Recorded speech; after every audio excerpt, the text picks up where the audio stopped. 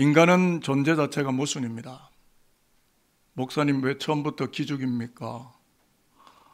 인생을 살다가 보면요, 나도 모르는 사이에 이미 모순에 빠져 있습니다. 일례를 제가 듭니다. 시집온 며느리가 우리 아들한테 잡혀 살아야 좋아 보이고, 시집간 내 딸은 남편을 휘어잡고 살아야 좋아 보이는데, 며느리도 여인이고 딸도 똑같은 여인인데 왜 잣대가 다르게 적용될까? 자기중심적으로 이중잣대로 들이대기 때문입니다. 이것을 자기 분열이라고 하고 심리학 사이콜로지에서는 에고의 분열, 에고 스플리트라고 합니다. 여러분 인생의 비극과 불행이 다른 사람 때문이라고 한다면 저와 여러분은 아직도 철부지입니다. 인생의 비극과 불행이 다른 사람에게 절대 오는 게 아니고 자기 중심의 잣대를 가지고 있는 나의 에고, 내 안에 있는 에고가 살아 움직이기 때문에, 그렇기 때문에 나의 에고가 무덤에 장사 지낸 바 되고 3일 만에 예수 그리스도가 부활해서 일어나시는 것처럼 나의 에고가 부활하게 될 때 인생살이와 인생경영이 비통해지지 않고 형통하게 되어지도록 인생을 창조하시고 구원하시는 것이 바로 하나님의 섭리와 계획이다라는 말씀의 비전을 여러분과 그 담론을 나누기를 위함입니다. 목사님이 자꾸 에고 하시는데 에고 도대체 이게 무슨 뜻인가 하시는 분들이 있기 때문에 조금 설명을 입히려고 하는데요. 에고는 한 문장은 좀 어려운 문장입니다. 인식과 행위의 주체로서의 자기 자신을 뜻하는 심리적 철학적 용어입니다. 좀 더 구체적으로 말씀을 드리면 내 안에 있는 나, 에고입니다. 뭐는 이드도 있고 에고도 있고 슈퍼 에고도 있는데 프로이드가 말하는 것처럼 이 에고가 강하면 강할수록 자신의 이익만을 꾀하고 사회의 일반의 이익은 염두에 두지 않고 마구잡이로 살아가게 되는데, 이러한 사회적 태도와 사회적 행동을 일컬어 우리 들어봤죠. 에고이즘. 그렇게 살아가는 인생들을 일컬어 에고이스트라고 부릅니다. 저와 여러분은 에고이스트는 아니기를 바랍니다. 이미 우리가 알고 있는 내용인데, 그러므로 내 안에 있는 나, 이 에고가 어떤 통제도 받지 않고 마구자리로 거리를 활보하고 움직이게 되면 그 사회는 이기적 사회가 되어버릴 수밖에 없고, 묻지마 살인, 묻지마 폭행 등등과 같은 심각한 사건들이 벌어지는 것은 너무나 당연지사가 되는 것이고, 자신들의 이득을 챙기기 위한, 꾸리기 위한 집단 이기주의가 팽배해지는 괴물과 같은 불행한 사회를 만들게 된다는 건 역시 당연한 귀결이 될 수밖에 없습니다. 심리학자 프로이드가 이미 이야기를 했지만, 에고가 자기 중심의 잣대로만 사물과 사건과 사람을 바라보게 되면 온전한 것을 보지 못하기 때문에 그것 자체가 불행이다. 맞는 이야기입니다. 그렇습니다, 여러분. 그래서 오늘 설교 제목을 에고의 무덤, 에고의 부활로 결정했는데, 왜 이렇게 했느냐 하면 자기 중심의 잣대로 인하여 왜곡된 시선으로 비통하게 살아가는 이 에고는 무덤에 장사 지내고 하나님 중심, 이웃 중심, 진리 중심의 잣대를 가진 에고로 부활되어서 순응하고 행복하게 살아가도록, 누구를요? 저와 여러분을 그렇게 살아가도록 예수는 에고의 무덤이 되시려고, 에고의 부활이 되시려고 이 땅 가운데 십자가로 오셨고 우리 가운데 찾아오셨다라는 것입니다. 좀 어려운 설명이 될 수 있는데, 이러한 기독교 구원을 여러분과 나누려고 말씀을 준비했습니다. 우리가 신약 본문을 읽으셨는데요, 유태인 사울의 에고가 3일간 무덤에 장사 지낸 말이었는데 시신경이 다 다쳐버립니다. 흑암이 찾아오는 거예요. 예수가 오니까 그렇게 된 거예요. 예수가 오면 밝아져야 되는 거 아니에요. 예수가 오니까 눈이 다쳐버리고 흑암에 묻혀버렸어요. 그게 9절에 나오는 이야기고요. 그런 다음에 기독교인 바울로 에고가 부활하게 되는 이야기가, 눈이 떠지는 이야기가 또 나오는데, 이런 기적을 보여주는 말씀이 오늘 본문 이야기인데, 아니 목사님 이게 무슨 기적입니까? 돈을 많이 벌어야 기적이지, 연봉 많이 받는 직장에 들어가야 기적이지, 병이 나야 기적이지, 이 사람 눈 감았다 눈 떴는데 이게 무슨 기적입니까? 라고 물으실 분이 계실지 모르겠지만, 왜 기적이냐면 유대인 사울은 에고가 너무 강하고 자기 신학과 자기 정의에 깊이 빠져서 그 누구의 이야기도 들으려 하지 않고 기가 닫혀 있고 통제와 제어가 불가능했고요, 심지어는 고발 고소장, 소장을 들고 생명을 위협하던 종교 폭력배입니다. 이 사람이 공부도 많이 했고 권력도 쥐고 있어요. 종교 폭도입니다. 그런데 그런 사울의 에고가 무덤에 묻힙니다. 그리고 에고가 부활하더니 전혀 다른 사람, 크리스찬, 기독교인으로 일어납니다. 유대교인이 예수 만나더니 기독교인으로 부활되고 일어납니다. 이게 기적입니다. 그래서 이 기적을 한번 확인해 보고 싶은데요. 사울이 도대체 어떤 애고를 품은 인생인지를 제가 사울이라는 인생을 한번 해부해 보도록 하겠습니다. 1절, 2절을 읽도록 하겠는데요. 화면을 잠깐 보실까요? 사울이 어느 정도 애고를 가졌는지 한번 들여다보도록 하겠습니다. 시작. 사울이 주의 제자들에 대하여 여전히 위협과 살기가 등등하여 대제사장에게 가서 다메섹 여러 회당에 가져갈 공문을 청하니 이는 만일 그 도를 따르는 사람을 만나면 남녀를 막론하고 결박하여 예루살렘으로 잡아오려 함이라. 체포영장이 발부되어 있습니다. 살벌한 분위기, 죽이는 분위기예요. 사울은 위협과 살기가 가득한 애고를 가지고 있었기 때문에 이 사람이 움직이면 다른 사람들에게 굉장한 상처가 되고 고통이 되고요. 그래서 1세기 기독교인들에게는 매우 두려움을 던지는 위협적, 위해적 존재가 하나님의 이름을 부르는 사울이라는 애고를 가진 종교인입니다. 종교인이면 다 거룩하고 올곧을까요? 말씀을 잘 보시면 사울의 신앙 세계관은 예수 믿는 사람을 투옥시키고 없애버리는 것이 정당하고 옳다고 믿었고, 그러한 사울의 애고를 꺾을 사람이 아무도 없었고, 대제사장으로부터 서로 친하니까 가서 사내들인 공의회 가서 기독교인을 체포할 체포 소장, 영장을 들고 시리아의 수도인 다마스커스까지 무지막지하게 달려갈 만큼 자기 확신으로 가득 차 있던 유태 종교인입니다. 그런데 이 사람을 아무도 감당할 수가 없고요. 그렇게 애고가 단단하게 뭉쳐져 있는 거예요. 이 사람의 차라리 무식했으면 괜찮아요. 너무 똑똑하고 너무 권한이 많은 거예요. 그러니까 기독교를 발본색원하려고 하는 것입니다. 그런데요, 사울의 애고가 무덤에 묻혀버려요. 그게 오늘 본문의 요지입니다. 어떻게 묻히는지 그 무덤을 제가 여러분들에게 소개해 드릴 테니까 그 무덤가로 한번 들어가 볼까요? 3절에서 5절을 화면을 보실까요? 사울이 다마스커스 길 가다가 이제 사건이 벌어지게 되는 거죠. 시작. 사울이 길을 가다가 다메섹에 가까이 이르더니 호련히 하늘로부터 빛이 그를 둘러 비추는지라. 땅에 엎드려져 들음에 소리가 있어 이르시되 사울아 사울아 내가 어찌하여 나를 박해하느냐 하시거늘 대답하되 주여 누구시니까 이르시되 나는 내가 박해하는 예수라. 자, 고소장 들고 다메섹 다마스커스로 무한 질주하고 직진하는 사울에게 빛 대신 예수가 임합니다. 그런데 이 빛이 사울의 애고가 묻히는 무덤이에요. 이 무덤이 위로부터 내려옵니다. 여러분, 이 빛이 왜 무덤이에요? 빛 대신 예수가 왜 무덤이에요? 목사님, 왜 이게 무덤이란 말입니까? 이해가 잘 안 되는데요 라고 질문하실 수도 있는데요. 잘 보십시오. 사울은 예수를 박해한 적이 없습니다. 예수 믿는 사람들을 조금 찝쩍거리고 핍박하기는 했습니다. 그런데 예수께서 2번이나 사울아 사울아 네가 왜 기독교인을 박해하느냐가 아니라 네가 왜 나 예수를 박해하느냐라고 2번이나 부르시는데 거꾸러지더니 사울의 시신경이 닫혀버립니다. 흑암 속에 빠지게 돼요. 무덤에 갇힌 것과 같습니다. 이게 축복의 시작입니다. 여러분은 이것을 축복이라고 받아들이시겠습니까? 무슨 뜻이냐면 빛 대신 예수가 사울을 덮으니까 그 빛이 워낙 강렬해서 사울을 움직이던 자기 중심, 자기 신앙, 자기 정의의 애고가 빛 속에 묻혀버렸고, 유태교인 사울은 죽고 기독교인 바울로 새롭게 태어나는 애고의 부활이 일어나게 됩니다. 그러므로 예수는 애고의 무덤인가 동시에 애고의 부활이 됩니다. 이것이 사도행전에 매우 디테일하게 사울의 회심 사건을 우리에게 보여주는 정확한 기록입니다. 예수가 오게 되므로 사울의 애고는 묻혀버립니다. 그리고 새로운 애고로 부활하게 됩니다. 크리스찬이 나타나게 되는 거죠. 그렇다면 여러분, 애고 중심으로, 예수 중심으로 애고가 부활한 바울에게 찾아온 복은 무엇이라고 말씀하고 있습니까? 여러분, 돈 많이 벌면 복이죠. 요즘 1조 원 재산 분할권 청구와 위자료 때문에 온 나라가 이런 걸 꼭 언론에 내보내야 됩니까? 언론들이? 일용직 코로나 이후에 정말 자영업자들 폐업한 데도 많은데 국민들 이렇게 괴롭혀도 되는 겁니까? 언론이, 기업인들이 행복해 보이세요? 무엇이 복이라고 생각하시는 거죠? 제가 오늘 그 복을 여러분들에게 소개하고 그 복의 봉투를 열려고 하는데요. 15절 말씀입니다.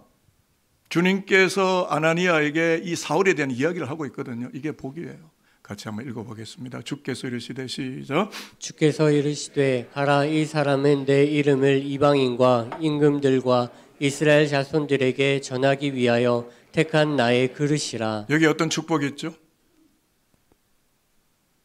8절 9절에 보면 빛 대신 예수가 사울에게 머니까 사울의 눈이 어두워져서 3일 동안 흑암에 감금됩니다. 그리고 나서 예수는 다마스커스에 있는 아나니아라고 하는 기독교인에게 찾아가십니다. 성령 안에서 환상으로 찾아가서 사울을 찾아가서 지금 그가 눈이 멀어 있는데 안수기도 해주라는 겁니다. 아나니아가 아연 실색할 거 아닙니까? 풍문으로 들었는데 루머가 있는데 저 사람, 주님 저 사람 사울은 기독교를 박해하고 핍박하던 살인자 아닙니까? 그런데 그 사람 눈을 뜨게 해서 기도를 해주고 그 사람을 축복하라고요. 그러면 더 기고만장해서 길길이 날뛰며 기독교인들 다 박해하면 어떻게 하실 겁니까? 뭐 이런 논조로 주님께 질문을 한 거죠. 그랬더니 주님께서 말씀하시는 내용이 오늘 15절의 이야기인데요. 제가 이렇게 풀었습니다. 이게 주님의 음성으로 저는 여러분에게 소개합니다. 사울이 위험천만한 애고를 가진 사람인 줄 나도 안다, 아나니아야. 그렇겠지만 이제는 내가 빛으로 그에게 임하였고 그는 나의 종이 되었기 때문에 이제는 자신도 전혀 알지 못하는 이방 사람들과 인생들에게 십자가 복음을 전하여서 죄인들을 구원케 하는 복음의 사람으로 나 예수가 긴급 수배하고 체포하였기 때문에 그에게 안수하여서 그의 시신경과 인생 잣대가 부활케 하여라 라고 말씀하시는 겁니다. 이것이 15절 말씀. 그는 이제 나의 종이고 나의 그릇이고 나의 선교의 도구이다. 여러분은 예수의 종입니까? 여러분의 사업, 여러분의 자녀, 여러분의 인생관 예수 중심으로 예수를 위해서 준비되셨습니까? 더 좋은 연봉, 더 공시지가 높은 아파트먼트, 더 세상의 화려한 소유 때문에 예수를 찾고 계십니까? 무엇이 복이라고 생각하시죠? 무슨 생각이 드십니까? 사울이 다메섹, 시리아의 수도 다메섹에 거주하는 기독교인들 체포하기 직전에 주님께서 먼저 사울을 복음의 빛으로 체포하셨고 이방인과 이스라엘을 위하여 택하신 성교의 그릇으로 살아가도록 지금까지 바울이 방영했던 인생 방송 프로그램을 전격 재편성해서 자아 중심, 자기 잣대 중심, 자기 중심의 인생 프로그램, 자기 만족, 자기 정의, 자기 신학, 자기 논리, 자기 교회가 아니라 예수 중심, 십자가 중심의 인생 방송 프로그램으로 그리스도 예수가 재편성하셨다는 게 오늘 15절의 이야기고 이것이 바울에게는 복입니다. 여러분 예수 안에서 에고가 죽고 예수 안에서 에고가 살아난 바울은요. 신약 성경 27권 중에 절반인 13권을 기록하게 되는 쾌거를 이룹니다. 1차, 2차, 3차, 4차 전도여행 가서 물론 그는 순교하지만 수많은 선교 여행을 통해서 예루살렘, 로마, 스페인, 유럽, 아시아 각 지역에까지 죄인을 구원케 하는 복음의 전달자, 천국의 엠베스더 대사로 살아가는 복을 향유하게 되었다. 복을 향유하게 되었다. 복을 향유하게 되었다. 세상적인 복이 여기 하나도 들어와 있지 않아요. 하나님과 관계된 복, 여호와의 영광을 전달해가는 복, 복음을 유포하는 복, 죄인을 구원하시는 예수 그리스도의 십자가를 전달하는 복, 그렇게 천국의 대사로 친권 대사로 살아가는 복을 바울은 향유하게 되었다. 에고가 무덤에 묻히고 에고가 부활해서 기독교인으로 나타나니까. 이제 정말 중요한 이야기 하겠습니다. 철학 이야기입니다. 인생관 이야기입니다. 인생이 비통하지 않고 존엄하고 복되려면 재생의 다메섹, 재기의 다메섹이 반드시 저와 여러분에게 있어야 합니다. 여러분의 인생의 다마스커스에 주님이 오시기를 바랍니다. 저는 푸틴, 시진핑, 네타냐후, 트럼프, 수많은 권력자들 위에 빛 대신 예수 그리스도가 찾아와서 그들을 애고의 무덤이 되어주시고 그들에게 애고의 부활이 되어주시기를 저는 지금도 기도하고 있습니다. 국회의사당으로 대통령궁으로 빛 대신 예수가 오시기를, 이데올로기로 이념 논쟁으로 좌파우파의 개파 싸움으로 이 나라 구원될 수 없습니다. 그리스도 예수가 오셔야 됩니다. 자기 중심에서 예수 중심으로 부활해야 합니다. 여러분 이렇게 전제합니다. 만약 사울이 사울 그대로였다면 결코 하나님의 나라에 아름답지 못했을 것이며, 사울의 에고가 무덤에 장사되지 않았다면 복음의 세계와는 빛을 발견하지 못하게 됐을 것이지만, 그런데 예수 만납니다. 예수가 찾아온 거죠. 사울이 빛 대신 예수를 만나게 됨으로써 겸손한 바울로 바뀌게 되었고, 시선이 달라졌고 행로가 달라졌고, 흑암에 누워있던 인생들에게 생명의 빛 예수를 전하며 존엄하고 복되게 살아가는 기독인으로 부활하게 되어졌다. 여러분의 행로와 여러분의 지갑은 어디를 향합니까? 지갑이 구원받아야, 지갑이 부활돼야 그리스도인이죠. 섹시집, 술집, 방석집 다니면서 기독교인을 할 수 있겠어요? 술집 다니면서 기독교인을 할 수 있겠냐고요. 행로가 어디를 향하느냐? 나의 발걸음이 어디를 향해 내 발걸음이 구원되고 부활되었는가? 나의 세계관이, 나의 잣대가, 나의 중심의 세계관이, 나의 에고가 어떻게 되어져 있고 누구를 향하고 있고 무엇을 향하고 있는 나의 가치 철학과 인생관이 어떻게 부활되어져 있는지 여러분이 여러분 자신을 아십니까? 바울은 구원되었고 부활되었고 일어났고 복음을 전파하는 전령사의 사명을 감당하는 신비로운 복을 받아 누리며 그 예수의 죽는 복까지 받아 누리게 됐습니다. 설교 결론에 도착했습니다. 저는 오늘의 한국교회가 빨리 구원되어야 된다고 생각합니다. 교회 안에 있다고 구원되는 게 아닙니다. 예수 안에 있어야 되고 예수를 만나야 구원됩니다. 여러분 아들, 딸들 교회 데려오는 것이 아니라 예수 만나게 하십시오. 내일 한국 기독교를 그들이 짊어지고 가야 되는데 저는 가슴에 불이 타요. 결론에 들어와 있습니다. 저와 여러분도 부활합시다. 정말 부활합시다. 나 중심의 에고에서 예수 중심의 에고로 부디 부활하십시다. 한번 따라합시다. 나는 죽고 주가 살고 나는 없고 주만 있으면 이 땅에서 하나님의 아름다운 나라 이룰 것입니다. 결단 찬양으로 이것을 곧 부를 겁니다. 그 다음 문장도 또 올려줘 보실까요? 주님 인본적 에고는 죽게 하시고 신본적 에고가 부활케 하셔서 살아평생 아름다운 주님 나라 이루며 살게 하옵소서. 저와 여러분의 부활의 그리스도를 믿었지만 끊임없이 매 순간마다 재생되고 재기되고 부활되기를 바라는 소망으로 마지막 31절을 읽고 오늘 설교는 마치도록 하겠습니다. 한번 읽어볼까요? 사울의 회심 사건으로 인하여, 그러니까 사울 한 사람이 변화되니까 온 역사가 평안해지는 거예요.